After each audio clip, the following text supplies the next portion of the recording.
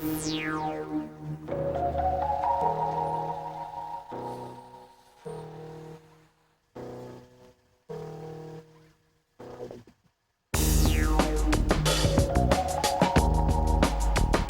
to self, the Total TV network is now Bluefish TV.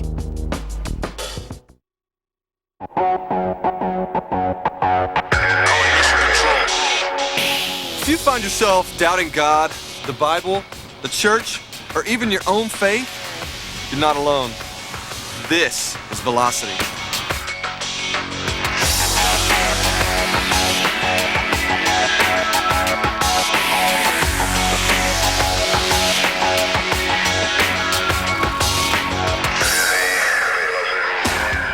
Jars of Clay isn't your ordinary Christian rock band. As a group, they've won Grammys and Dove Awards, and their albums have gone multi-platinum. Their songs express who they are and what they struggle with, and that includes seasons of doubt. Peace takes a taxi to the underground. I wanna love the world, but I don't know how. I'll blame it. And I think I would probably say at several different seasons of my life, you know, I know that college was a real season of doubt for me, but I also know that there have been certain seasons since then, certain seasons in the band that have also been filled with the similar kind of questions. And I think as we walked together and sort of tried to wrestle through what it looks like to, you know, be friends and believers together, we've come to really recognize that doubt is a very common key ingredient in that process for us. And I think that's why it comes out so much in our music, why we have so many songs that really provide sort of an arena to kind of ask those questions and to not necessarily rush to the trite answers, because in the moment of doubt, you know, answers don't have the comfort that we often think that they should. Don't know where, I don't know how, I don't know why. I think the questions are varied, but doubt often just takes the shape of trying to understand the character of God, the heart of God. And I think that takes many shapes. It will be different questions for different circumstances, you know. When you lose a loved one, there's questions about, you know, where does this kind of pain fit into God's redemptive purpose? Up at the sky, I hope the days and clouds turn into something as they pass us by. What is this struggle actually? What's the end result of this? That takes shape so much in a world where there's so much tension over, okay, we know that God is alive and well and is existing here on earth, but where is he? Where is he in these kinds of circumstances? Where is he in the crisis and tragedy? And we've come to know that God is not afraid of those questions. He welcomes those, and doubt and all the questions that are born out of doubt are the major elements of a deepening faith. You have to know the questions. You have to ask questions in order to have any semblance of an answer. I don't know why, but your love can make these things better. Your love can make these things better.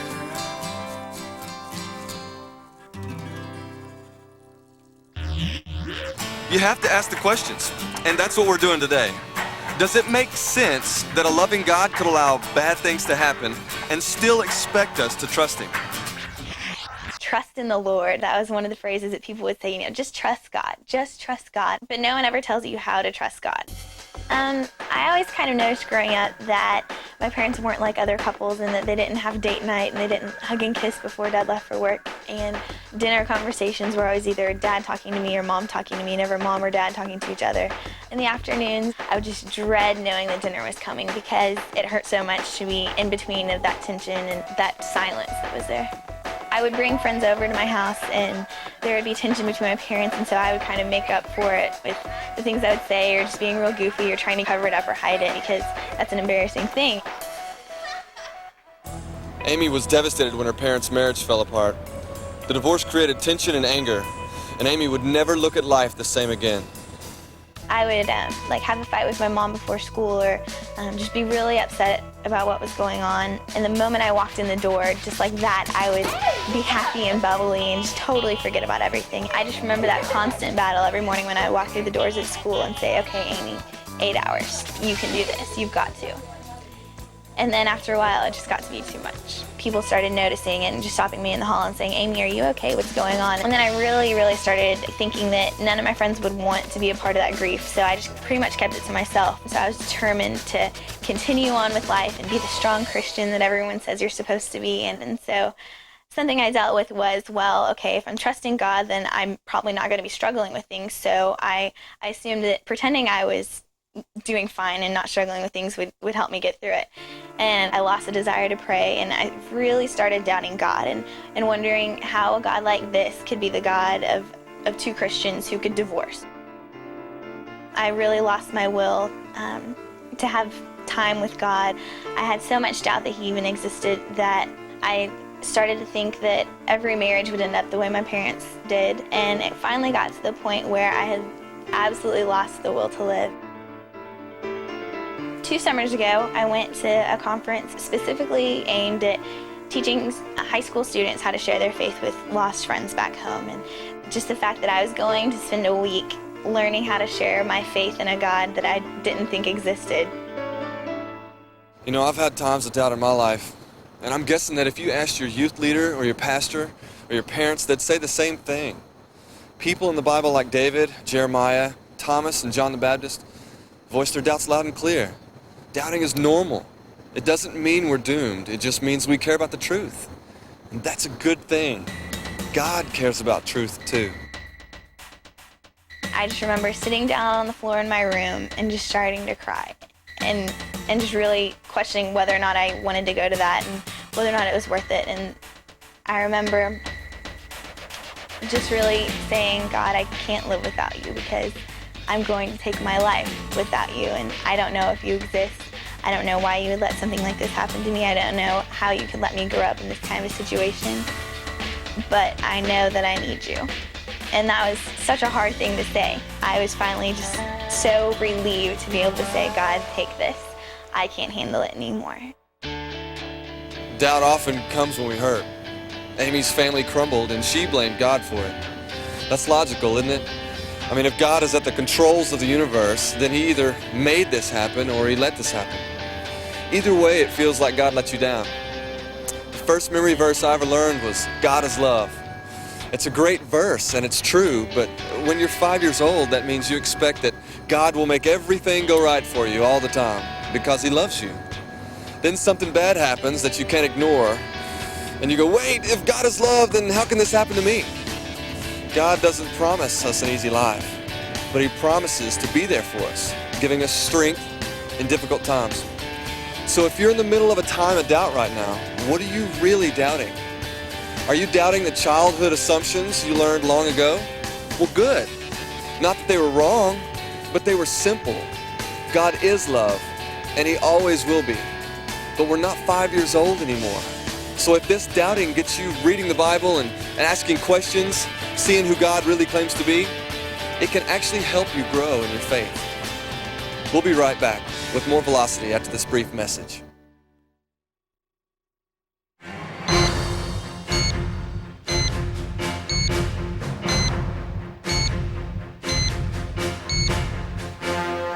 My daughter's been kidnapped again? That's 4 times today. Listen, Tina's a double agent. I now have information that she's involved in a plot to assassinate the Minister of Sanitation at 10 o'clock this morning. That only gives us 54 minutes. I don't care. Get someone over there now.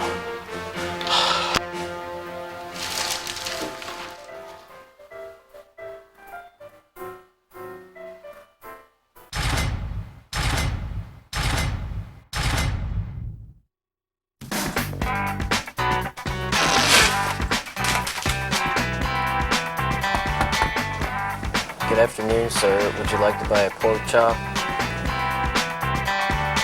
I don't know. I guess it just got shoved up in there real good. Want to change of pace? Check out rightnow.org. Find out what you can really do. find out who you really are. Unless, of course, you already know. Hi, kids. I'm Bob. I'm Betty. Welcome to the Burger Barrel. Welcome back. You know, Philip and Natalie LaRue write all their own music, so the ideas are inspired by their everyday experiences. Each song provides a personal glimpse into their lives. I'm standing here, but no one cares. I'm crying out, but no one's there. Growing up in a Christian home, it's easy to just kind of adopt your parents' faith and adopt your parents' beliefs. And I think I did that for a while.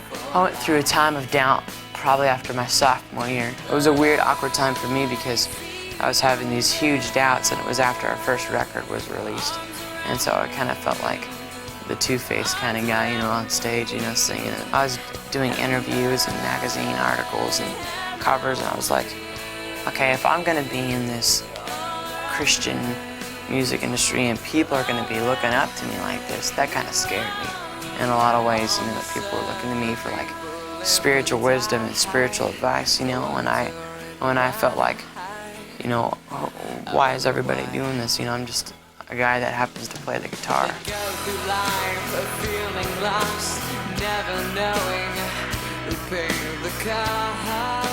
And I think that was a little overwhelming for just that feeling of I don't have all the answers, and is that okay to say, you know? And I didn't know at that time if that was okay to say, because I felt this hidden pressure from different things to pretend like I, you know, had everything together.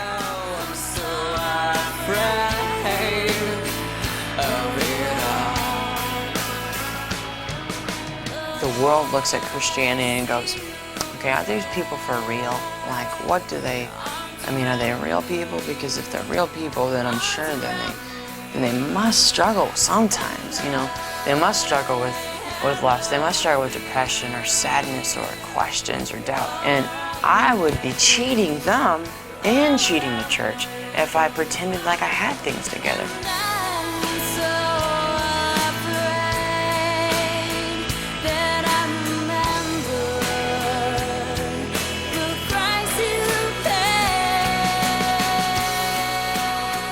Our ministry is through our music. You know, we don't use our music as a platform to preach and give altar calls. We definitely don't feel like we need to preach to anybody, just feel like we need to be ourselves.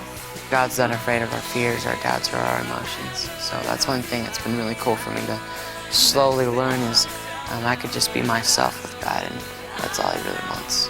I love that scripture verse that's, you know, and I pray that Christ will be more in your hearts as you trust in Him, that your roots grow deep in the soil of God's marvelous love, so you may see how wide, how high, how long, how deep His love really is for you. And I'm searching for that. I'm searching for the wideness and the fullness and the lengthiness of God's love and all its beauty, and peace.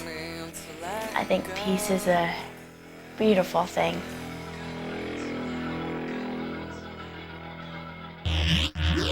We like to pretend that all Christians are deliriously happy all the time. Philip and Natalie are candid enough to admit they aren't. They express their honest doubts and feelings in their songs.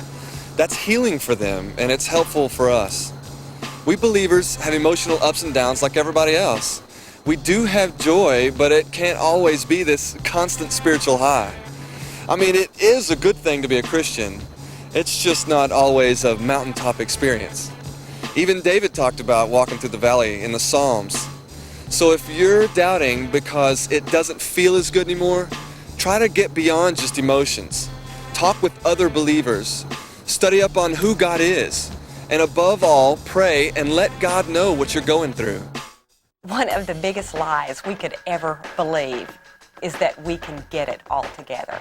and that we have to do that by a certain length of time. Just get our list of points 1 through 5, do the following things, and you'll have it together. I'm going to tell you something. That is the biggest lie. If God said anything to us from Genesis to Revelation, from the time He called Abraham, it was all about the journey. It is all about the unfolding. It is about a work that will not be completed until we see Him face to face.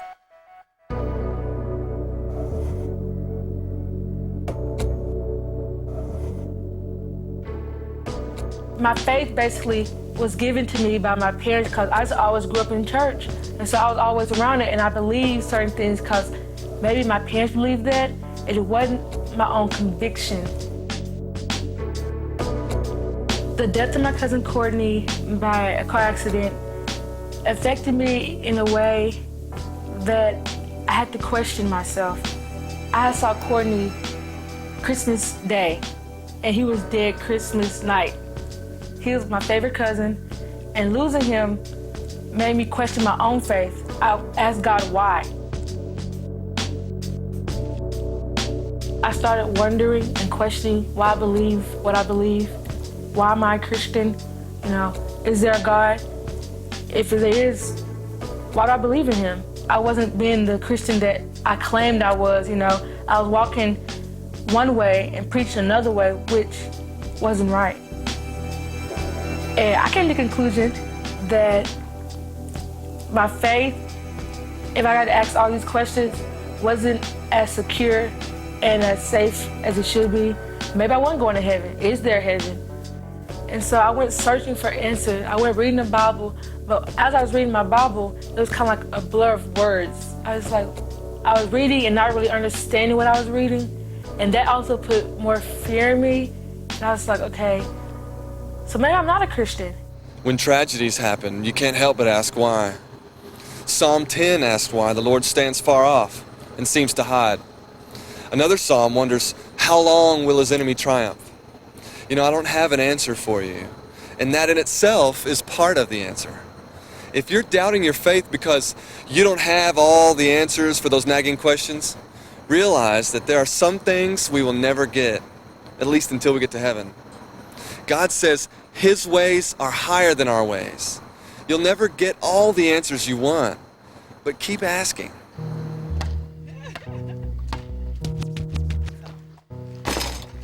And I had to go ask questions, so I talked to my mom and my dad, and I was asking, well, if there's a God, why do we believe in God? But while I was questioning, I was finding answers that I desperately needed to know. I went back to the Bible, and then when I didn't understand it, I highlighted it, wrote down what I thought it meant, and I started to pray for understanding. The big key for me was to pray about it. And I started writing a journal, and now I have a prayer journal that I use, which I just sit down and write my thoughts out. It's like a letter to God from me that I go back and read over the years. I'm like, wow, you know, this was going through in my life at that time. This is how I believe. This is what scared me. And this is how God worked in my life. I'm not 100% sure in everything about my faith, but I do know that Jesus died on the cross for my sins, and that God created me in His image, and that I'm a Christian. I have a strong belief, yet I have room to grow. Can intelligent people be Christians? Absolutely. Christianity makes as much sense as anything else in life. First of all, we accept Christ by faith. The Bible says that faith is the evidence of things we have not seen. We have some evidence that we can evaluate and make an intelligent conclusion that there is a God, that He communicates with us, and that Jesus Christ was God in the flesh. It's faith, an informed faith, not an ignorant faith. And the thing is, we live by faith every day. How do you know that your bottled water is really water? There's some evidence, the label for instance, but ultimately you have to taste it. It's an act of faith. And the same is true with God. The Bible says, taste and see that the Lord is good. Have you tasted and found that the Lord is good? I'm not talking about a childish, happy all the time goodness. I mean deep goodness, where life means something because you're connected to the Creator. If you've experienced that, there's your proof. But what do you do if you're facing doubt right now? Well, relax. Times of doubt are normal. And grow. This time of doubt will help you understand God in a deeper way. Accept uncertainty because we don't have all the answers. Balance feelings, logic, and experience. Enjoy your emotional highs, but don't let the lows sink your faith. Ask for support, but remember, it's still faith. And finally, experience God. Keep in touch with Him, even if you're not always sure He's there. Ask Him to make Himself real to you in the coming days. Then keep an eye out for His surprise appearances. This is Eric Orson for Velocity. We'll see you next time. On the next Velocity. Drugs and alcohol thrive on half-truths. When I won Miss Teen Arizona, I started obsessing about my weight, doing about a quarter ounce of meth a day. Is this just a book of rules and regulations? Absolutely not. There's so many pressures that come at us in different ways, shapes, and forms. You gotta be bigger, better, and stronger. They'd call it stage 4 sleep. My heart had stopped twice. And I got very depressed. I didn't want to feel the way I was feeling. I thought it would make me feel happy. I tried, basically every drug you could think of. And I told God, if you're real, change my life. I don't want to live this way.